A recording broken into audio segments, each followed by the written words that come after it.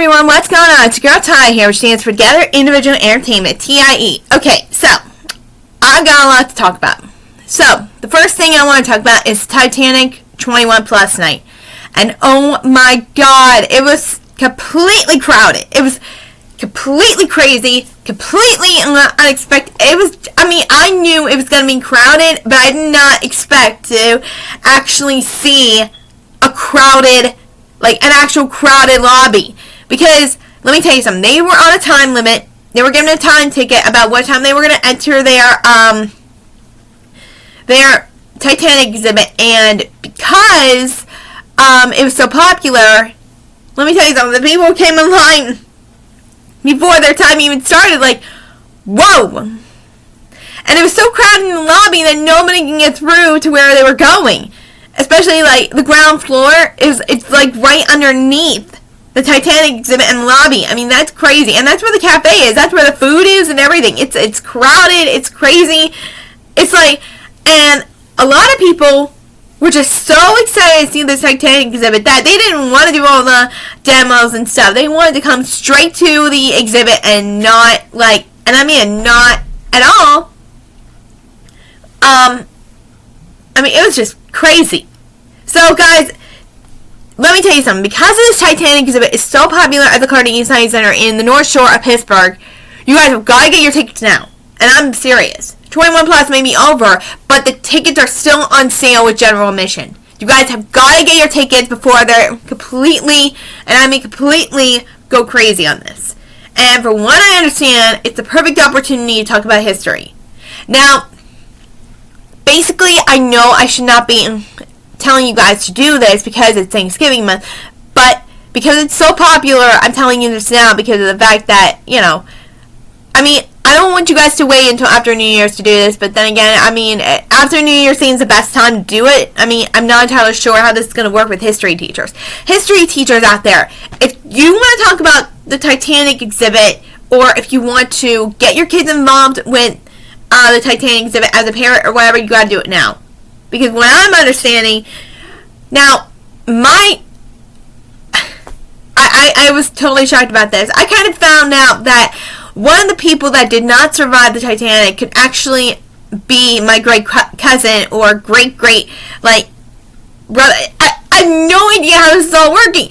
All I know is I have this necklace that I've had since I was a kid, and I think my grandmother had it, and, it's just crazy how much this necklace could be a rare item, because there's a necklace that is similar in the gift shop.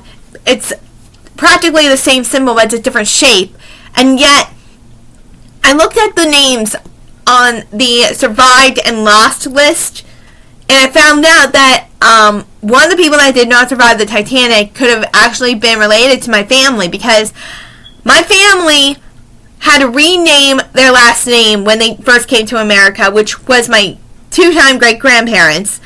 And it's crazy, because their last name was spelled Berglund when they first was in Finland or Sweden or however you would like to think of it as. And then when they came to America, they had to rename them to Berglind. And now, after finding out that so many people on this list could be related to me in so many ways, except for that one name, which was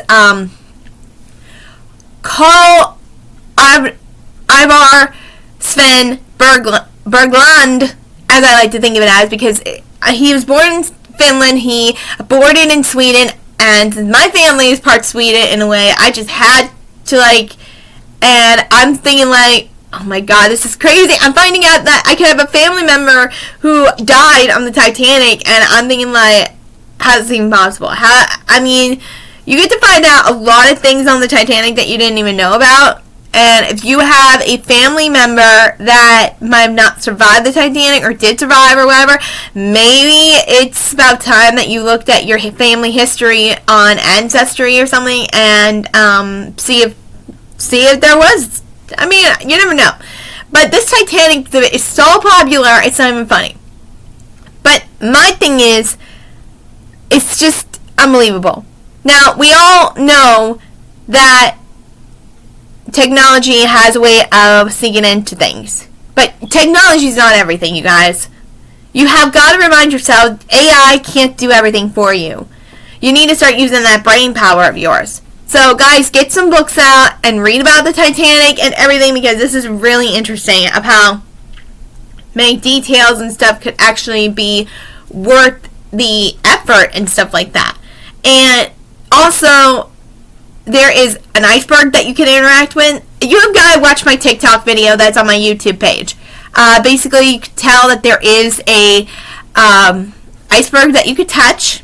There happens to be a bottle of champagne. Now, I'll let you decide if it's real or fake in that case. I mean, I'm not going to spoil everything, of course. And of course, you're going to see some plates and stuff that your grandmother might have had still or whatever. I mean, as you can tell, I've got some plates that can look like it came in the 1912 or whatever. But hey, I mean, that's simple, right? But for now, you need to focus on Thanksgiving, everyone. You need to focus on the fact that you need to be prepared for a big meal and everything. And I have a suggestion for you guys. For your Thanksgiving meal, you guys have got to, and I'm serious, call your family members, write down their names on a notebook first. Write down their names, and then next to it, write down what they want for Thanksgiving. So you can be prepared for everyone to have something on the table, not just some. And then people are asking, where's what I like? I wish you would have done this. I wish you would. That's going to be hard to do. And then when you have kids coming over, and I'm serious, when you have kids coming over, that's going to be even a big complication. So here's another suggestion for you. For Thanksgiving, the day before, go to your guide and go forward a day ahead of the tomorrow day of Thanksgiving and record both versions of the Macy's Thanksgiving Day Parade. So that way the kids can actually see the floats, the performances, all types of things that these kids will enjoy. And it's really nice. I mean, you also got to make sure you have a Tubi, which is a free movie app, and somewhere where you can watch some really old TV shows, old movies, and of course some movies and TV shows that you have never seen or heard before. And then you also have Disney Plus, of course, where it's the start of the holiday season, and it's kind of exciting. We have season 2 of the Santa Clauses coming on Disney Plus, and I've yet to see season 1. I've been a little busy and preoccupied last year, so this year I am, or this past year. I mean, the thing is, the Santa Clauses did premiere this year, but the problem is it was a little too early. So I'm going to see both seasons this year at the right moment. And you might want to also think about, like, if you have multiple rooms, maybe make one room a playroom with a separate TV for the little kids who can play with toys and everything like that, so that way they're not gonna fight over the room or whatever. And then for the teenagers, maybe like have some video games ready. Like if you have a Wii system or something, maybe get them to do some Wii or Just Dance or simple little facts and like that. I mean, you can always have some quiz games too. I mean, it's always a option to make things the way that it's supposed to. But as I said before, technology is not always the answer. I mean, you gotta find some way to make everyone happy. Because if your family is coming early and they want to help, yeah, maybe it's best if you did have some family members separated from the room. Because as we all know, when it comes to little kids, you've got to keep them out of the kitchen. There are things that can be sharp, hot, and everything else. So try not to get those kids involved with. I mean, yes, you can get them involved with cooking or whatever, with the simple things like break an egg or stirring or just simple little things that you might need their help on. But don't go overboard of, not unless they're supervised, of course.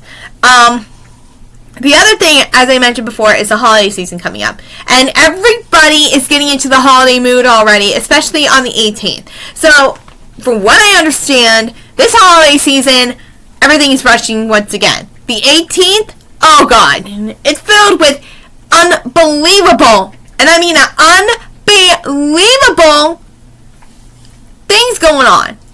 Here in McKeesport, we have the McKeesport Salute to Santa parade coming on the 18th. The 18th is like the biggest day ever. I mean, I even had my mom's birthday on that day, and I'm thinking like, too much. What are you guys thinking? Like, seriously? Have you lost your brains? Because not only is it my mom's birthday, but we have the Keysport Salute to Santa parade, which starts at 11 a.m. We have Light Up Night, which starts at 3 in downtown Pittsburgh. But what's even more crazy is that this Light Up Night, oh God, it's going to be more crowded than ever. I mean, we're expected to see the premiere of the light-ups at the Three Sister Bridges in downtown Pittsburgh. American Idol Phil Phillips is going to be there. Of course, the traditional holiday market, which everyone loves. The ice skating rink. The lighting of the 4 trees. This is going to be the biggest thing I've seen yet. I mean, and I wanted to go to this thing. But as always, there's always something else that's going to happen. Like, Fisk Conservatory is having their holiday thing starting on November 17th, but yet people are going to be going to different places just to stay out of downtown Pittsburgh because how crowded it is. I mean, Fisk Conservatory is going to have their holiday spectacular, and Kennywood is also reopening for holiday lights. And all this is happening on the 18th. Why are you letting it happen on the 18th? Why? Why are you letting this all happen on the very same day and it's going to get overcrowded as usual? Why are you doing this now that you think that everything's got to be rushed in and everything? When Thanksgiving is nowhere near. It's like 1 week. 1 week, people, before Thanksgiving. So, my suggestion is, yes, you can go out and have fun. But don't rush into it. If you don't have everything you need for your Thanksgiving feast, I would think get it now. Because you don't want to go into the week of the 20th and rush to the store and get, everything you need almost at the last minute. When you know this takes preparation. This takes preparation for days without even thinking. I would think, and I'm serious, try to have everything prepared the day before. I mean, yes. I know it sounds crazy, but if you can, maybe just think about making half the day before and the other half the day of. Because of the fact that, well, the turkey needs to be unfrozen and stuff, so do the turkey the day of, but try and get some half of your meal done the day before. So that way you could just put it in the oven and reheat it and just do that and stuff. Because that way you're not going to complain about a big mess in the kitchen and stuff. And yes, you're probably still going to have a big mess in the kitchen the day before, but still that doesn't matter. If, you can always, like I said, just do half of your meal the day before and the rest tomorrow. That way you can, still wash dishes the day before and reuse them again the next day. I mean, I know this is a big deal going on here, but the fact that it's going to be crowded on the 18th with so many things happening, it's not even funny, that I would think for a minute in my mind, I would think that you guys have got to plan this out better than ever. I mean, the holiday market is good, but it's always crowded on that one particular day in downtown Pittsburgh. Fisk Conservatory is also opening on that day. And then we also have Holiday Lights at Kennywood. That's also opening.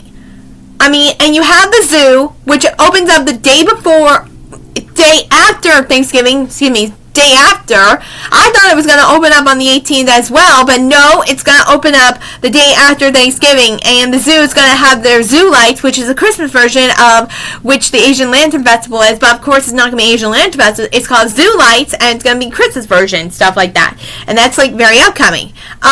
Also, I had the chance to see Bunny Velastro's from Cake Boss, newest show, Bunny Velastro's Cake Dynasty. Now this is similar to the old Cake Bosses and everything, but I got a chance to see the first episode and I was shocked to see how much has changed. We're talking like half man, half machine here. A lot of his people probably were let go because of the machines that was doing everything for them. And, I mean, yes, there are people that still work and still doing a little bit of handmade and stuff, but when it's a custom-made cake, they have to do everything by hand. And I feel bad that, a lot of people were let go. Yes, there are still a lot of people that are still there after seeing them in the original Cake Boss, Marlo, from the past Case Boss episodes, he's doing much better, as I saw, and I really am happy. I mean, we get to see a couple of the people that used to be part of Cake Boss, and, of course, Buddy versus Duff. And, of course, one person that I did not see is, oh my goodness, Ralph, that's his name, Ralph. Ralph from Cake Boss, and another one that used to work with him. I think they were both circus people or whatever. I did not see him in the first episode. And I'm thinking, like, where is he? What happened to him? I mean, it's amazing that what he did was just so creative and so artistic and everything. I hoped he would have stayed there forever, but I did not see him in the first episode. I was really curious to know where he was and stuff, because, I mean, if Buddy is asked to do a crazy cake once again and Ralph's not there, I would think, oh my god, what am I going to do? I mean, and we even get to see one of his other brother-in-laws out. In the past episode, the original Cake Boss, he had to decide between fireman and cake. And for what I understand, it was not easy making the decision. But I think he has continued being a firefighter and cake. I think he's doing both still, which is awesome. And of course we're seeing Liz, and we're seeing like his kids growing up too, which happens to be Buddy Jr., Sophia, Marco, and Carlos.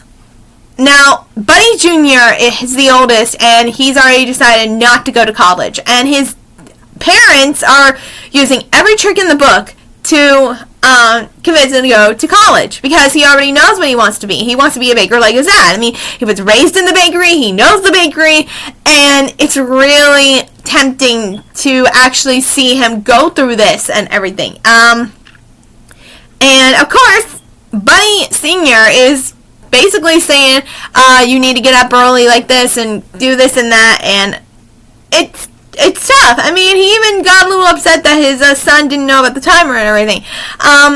And he even went to the original. Now, his store looks completely different than what it was back in the day.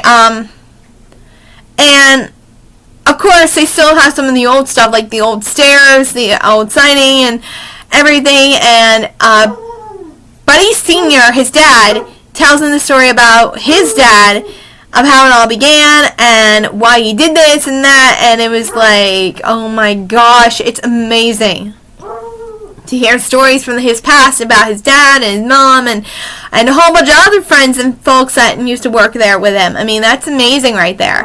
Buddy Velastro still needs to, I mean, we saw him working with his injured hand. He's doing much better as usual, but from what I heard, he still needs to go through one more surgery. He needs to go through one more surgery to help, split his hand. He needs to, get surgery in between his hands right here and open up his fingers a little bit more, because he can't really move his hands or fingers too much, so it's like he needs help. So it's pretty special in a way to include his story. Now, for those of you that don't know or anything, Buddy did have an accident on his hand. That's why he needs surgery. He was trying to fix his bowling alley in a way, and then all of a sudden something went through his hand, and he had to go to the emergency room and stuff like that. And he had to get multiple surgeries, and it really was something to inspire by, that he kept on going. He's a fighter and everything, which is great. But I think what we're also about to see is, now since Sophia, now here's what I've been noticing. Basically, Buddy Velastro has 3 sisters, and he basically was being driven crazy by his sisters, of course. But in his family, Sophia, his only daughter, has 3 brothers. Now, isn't that opposite of what Buddy Velastro went through? And I don't know how old Sophia is. And considering that Sophia is still living with her dad and everything, I think she could be in high school. I think we're about to find out if we're going to get a episode where Sophia might, and I'm serious, I have a feeling that Sophia might be on TV to, get the action about her prom and her school life and a whole bunch of other things, and I really cannot wait to see what Buddy Velastro's reaction is going to be if she ever got asked to prom and stuff like that. And I would be surprised if the school actually asked him to bake a cake for his kids' school dances and stuff. I mean, I would be so surprised whatsoever. I would be so surprised if Buddy was asked to do that, and I cannot wait to see the reaction. I would be laughing my butt off if Buddy's daughter was asked to go to prom. I mean, I know it would be so silly. I know it would be like ridiculous for me saying that, but what dad wouldn't be so overprotective with his daughter that it would be like a crazy dramatic? I mean, oh my gosh. I mean, I don't even know if Sophia has a boyfriend or she's dating someone at this moment. I don't know of anything, but we're about to find out. We're about to find out about Buddy Velastro's family along with his kids growing up and see what's going on in their current life situation, stuff like that. And also, I think maybe we're also about to see a whole new side of the family and stuff. Now, the reason we have not seen him in years is because of excuse me. The reason is because Buddy's wife didn't want her kids to be in the spotlight all the time for cameras and stuff. Now, we've seen them part way growing up and stuff, especially the life around Buddy's mom, who had ALS, and that was such a sad timing for everyone's situation. Of course, they had a auction fundraiser to try and raise enough money to help, and then we seen the funeral of Mama Velastro, and it really was something special to see in their growing up times. I mean, that's just crazy. And also, from what I understand, we could be seeing a lot more craziness than usual or whatever. But like I said, this is Cake Dynasty was the absolute best thing to bring back into the modern day of which we used to grow up with for Cake Boss and stuff like that. So it's really something special to incorporate, and I cannot wait to see the continuing episodes. Now, every Saturday is a new episode of Buddy Velastro's Cake Dynasty. So you guys have got to check it out and see exactly what it's like to get involved with this kind of thing and everything. Buddy Velastro is a great guy, and he has brought forth a new show that has reincorporated his old, and I definitely feel like this has brought forward many kinds of opportunities for us to see what has happened over the years, where it has gone, and so many other things. And I just feel like I can't wait to see it myself all the time. But in the meantime, you guys just need to be patient with me and everything. But I will still get into the Christmas tradition read-along and stuff like that. If you like my videos, like and subscribe. And I also have a Facebook page. Follow me on that as well. But like I said, it's T.I.E blog, T.I.E, Together Individual Entertainment. You can find me on podcasts right here on Anchor.fm or Spotify, Facebook. Follow me on Facebook. And YouTube. Like and subscribe. So, guys, this is a lot to talk about, and I cannot wait to get more to talk about. Before I forget, I also had a chance to go to Let It Go in the waterfront. And it was crazy. Absolutely crazy. It was crowded as usual, but excuse me. From what I understand, Let It Go does not have the whole entire square opened. Well, it does have the whole entire square open with stores, but I'm talking about like people otherwise, because they only opened the one section in the square area for people to enjoy Let It Glow, and I think it's a little too much. I really do. I think it's a little too much. They need to start thinking about spreading out a little bit more in the parking lot instead of putting it in the square all the time, because that's a really big crowd. And yes, even though the tree is there in the middle of the square to light up and stuff, there's always a problem seeing that we're gonna, be crowded and everything. I mean, there was face painting, there was Elsa and Anna and Olaf, of course, doing, excuse me again, Olaf, Anna, and Elsa were doing the sing-along and stories and stuff like that. It was really cool. We had Mickey and Minnie, Santa Claus, of course, hot chocolate. We had, they had a whole bunch of things. They did. They had a whole bunch of things. And the music was good. The music was absolutely vibrant and stuff. They had a train ride for adults and kids. They had nachos. They had sand art. It was, I mean, that was so beautiful. It was so beautiful of how much, but it was just a little bit too crowded in my case. And I love going to Let It Glow, but sometimes it's a little too much in my case. So, guys, I really do hope that you guys enjoyed this review and stuff, but I will talk about more to come and stuff like that. Also, as I said before, the Titanic exhibit is at the Carnegie Science Center. Tickets are purchased with general admission, of course, but we will have another 21 plus, and I think the Titanic exhibit will be part of this 21 plus night in December 8th. It's known as Time Machine, where we're going to have different decades, of course, like, of course, me of the 90s, maybe some 80s and stuff like that, but still, we're going to have an amazing time for these 21 pluses. And the upcoming event, 9th through the 10th, is in Lawrenceville from 12 to 5 or something like that. It's called the Cookie Trail. Check out their Instagram, check out their Facebook, check out everything, because I've been to this so many times. I think this might be my 4th or 5th time going. It's a 2-mile walk, or you could take a car, of course, and go to different businesses and you collect a cookie. You get a cookie. And then there's the upcoming event, the DJ Music Night or whatever at Oakland for this group called Snap, December 3rd. There's even a handmade arcade on December 2nd. Tickets are free, 11 to 6 or something like that. And it's at the David L. North Convention Center. If you want to come earlier, from 9 to 11, the tickets are $25 and stuff like that.